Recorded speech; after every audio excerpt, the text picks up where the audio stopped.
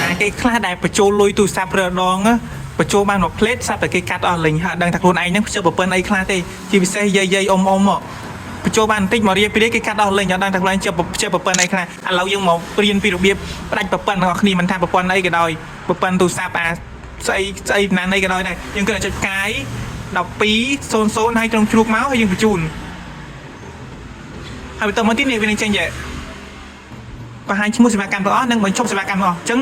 វាឲ្យយើង reply នេះយើងចុចលេខ2នេះមកដើម្បីបញ្ឈប់សេវាកម្មទាំងអស់អញ្ចឹងចុចលេខ2បញ្ឈប់សេវាកម្មទាំងអស់នេះអញ្ចឹងវានឹងយើងបង្ហាញមកថាយើងចង់បញ្ឈប់សេវាកម្មអីគេមានទី1ទី2ទី3អញ្ចឹងណានេះសេវាកម្មដែលវាមានទាំងអស់វាបង្ហាញមកហើយយើងចង់បញ្ឈប់ប៉ុណ្ណាយើងចុចនឹងទៅយើងចុចខ្ញុំចុចលេខបញ្ឈប់ទី1អញ្ចឹងយើងចង់បញ្ឈប់ទី1ចុចលេខ1អញ្ចឹងណា